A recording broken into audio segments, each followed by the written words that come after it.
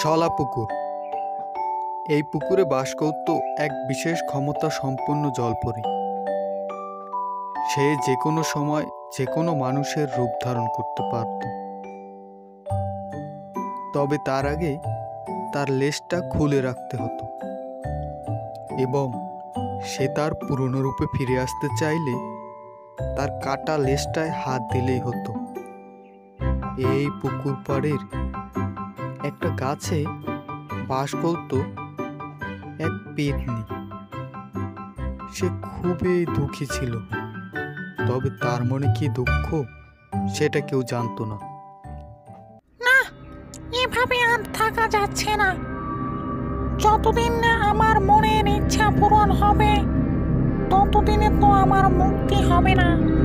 কিছু একটা আমার করতেই হবে। যদি একবার ওই জলপুরীর লেজটাকে চুরি করতে পারি তাহলে খেলনা ফতে। যাই, জলপুরীর বাসার কাছে যাই। যখনই ও লেজটা খুলবে তখন এই লেজটা নিয়ে পালাতে হবে। যাই, মানুষের রূপ ধরে গ্রাম থেকে ঘুরে আসি, দেখি কার কি সমস্যা।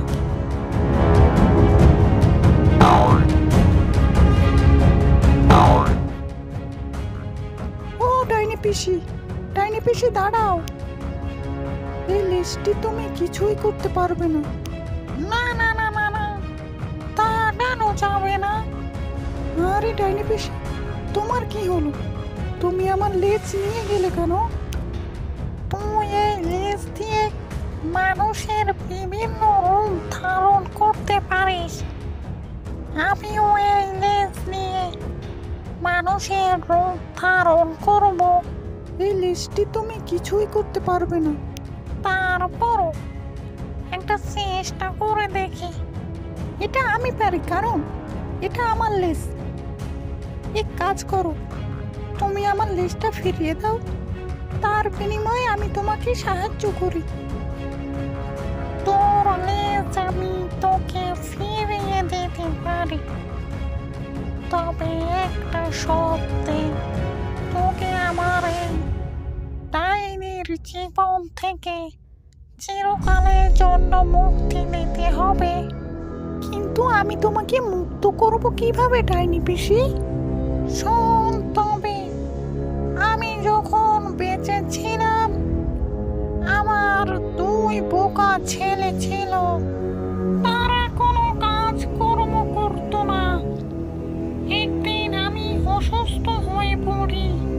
তারপর মা, তুমি আমাদের ডেকেছো? দেখ বাবা, আমি আর বেশি দিন বাঁচব না। আমার মৃত্যুর পর বাড়ির সামনে ওই পুকুর থেকে একটা হাঁড়ি পাবি। সেই হাঁড়িটা তোরা 2 জনে ভাগ করে নিস। ঠিক আছে মা, তুমি কোনো চিন্তা করো না আমাদের নিয়ে। দেখ ভাই, মা তো মারা গেল অনেকদিন হলো। চল, মায়ের কথা মতো আমরা পুকুর দিয়ে সেই হাঁড়িটা তুলে আনি। হ্যাঁ চল ভাই।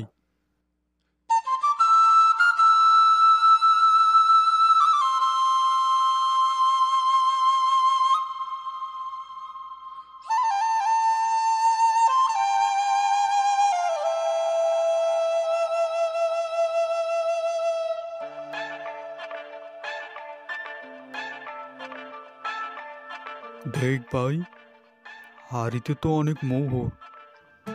হ্যাঁ, দেখে তো তাই মনে হচ্ছে। ভালোই হলো, আজ থেকে আমাদের দুঃখের দিন আর থাকবে না। দূর ছাই, মা কি বলে গেছে সেটা তুই ভুলে গিয়েছিস? আরে হ্যাঁ, চল ভাই, এই হাঁড়িটা তুই একদিন রান্না করবি আর আমি একদিন রান্না করব, আর এই স্বর্ণগুলো পুকুরে ফেলে দেই। শুনলি তো সব কাহিনী। আমি ওদেরকে হাড়ি ভর্তি সোনা দিয়ে এসেছি, আর ওরা কিনা সেই হাড়ির সোনা ফেলে দিয়ে শুধু হাড়িটা ব্যবহার করছে।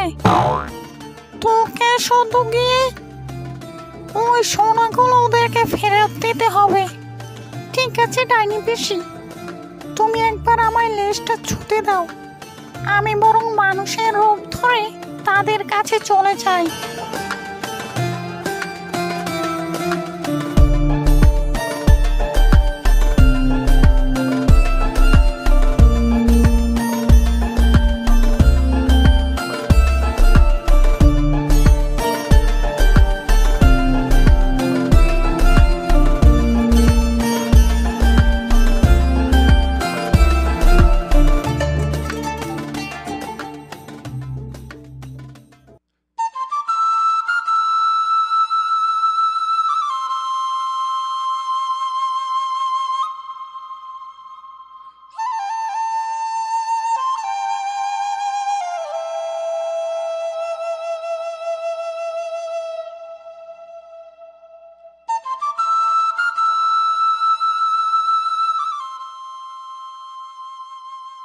কেউ বাসায় আছো?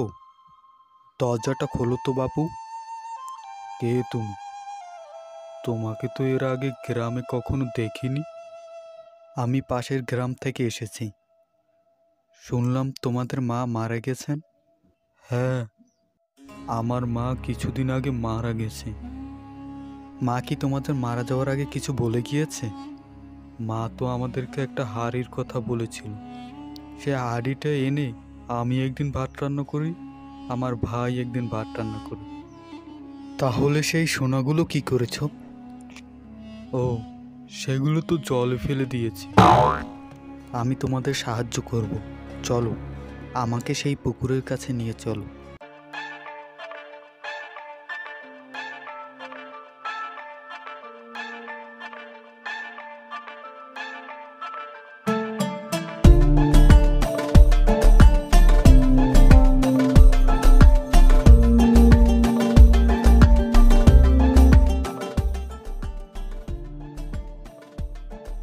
বাহ, এখানে তো অনেক সোনা দেখছি। এগুলো আমাদের সারাটা জীবন খুব সুন্দরভাবে কেটে যাবে। হ্যাঁ, ঠিকই। এই সোনা দিয়ে তোমাদের সারা জীবন কেটে যাবে। তবে এবার আসি বন্ধু, বিদায়।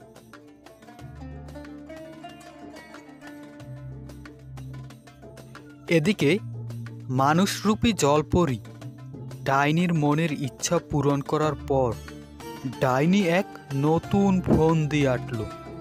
ডাইনি নাকি জলপরীর কাটা লেজ আর ফেরত দিবে না। তাহলে তো জলপরী আর তার পুরনো রূপে কখনো ফিরে যেতে পারবে না। যাক বাবা, আমার মনের ইচ্ছা তো পূরণ হলো। এই কাটা লেজ জলপরীকে আর ফেরত দেওয়া যাবে না। এই লেজ আগামী অমাবস্যার রাতে খেতে পারলেই আমি অমরত্ব লাভ করব। আরে ডাইনি পিসি, এ কি বলছো তুমি?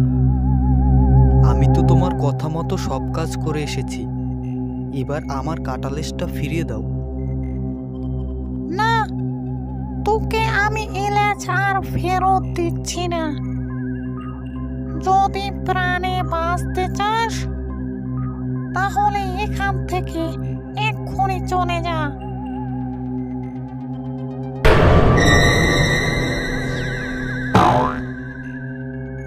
আরে এবার কি হবে? ডাইনি তো আমার লেজটা কোনোভাবেই ফিরিয়ে দিচ্ছে না। যেভাবেই হোক এই ডাইনিকে মারতে হবে, না হলে সামনে ঘোর বিপদ।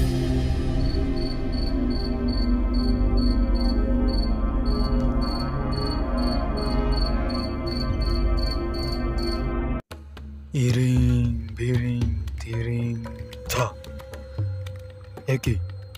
একি আগুনটা নিভে গেল কেন? এ কিসের গন্ধ পাচ্ছি আমি? মনে হচ্ছে এই পুকুরের মায়াবী জলপরী এই রাস্তা দিয়ে আসছে।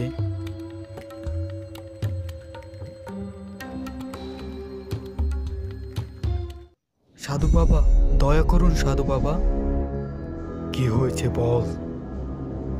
বাবা, আমি এই শলাপুকুরের মায়াবী জলপুরি। আমার লেজটা এক ডাইনির কাছে আটকা পড়েছে। সে কোনোভাবেই দিচ্ছে না। এই লেজটা দিয়ে সে আগামী অমাবস্যার রাতে অমরত্ব লাভ করবে। হ্যাঁ, আমি তোকে দেখেই চিনতে পেরেছি। এই ডাইনিকে মারতে হলে তোকে এক বিশেষ গুহায় যেতে হবে, যেখানে বাঘের মতো দেখতে একটা গরু আছে। সেই গরুটিকে হত্যা করলেই এই ডাইনি সকল ক্ষমতা শেষ হয়ে যাবে। ঠিক আছে সাধু বাবা, আমি এক্ষুনি যাব সেখানে।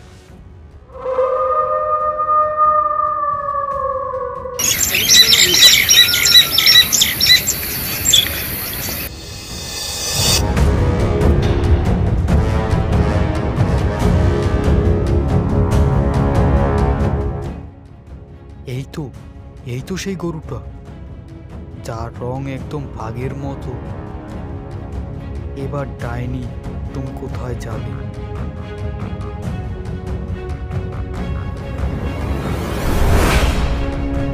এ কি হলো? এ কি হলো? এমনটা তো হওয়ার কথা ছিল না। আমি কাউকে ছাড়বো না। বাঁচাও, বাঁচাও, আমি আগুনে পড়ে গেলাম, বাঁচাও। ডাইনির মৃত্যুর পরে জলপরি তার চিরচেনা রূপ ফিরে পেল এবং এই শলাপুকুরে সুখে শান্তিতে বসবাস করতে থাকে।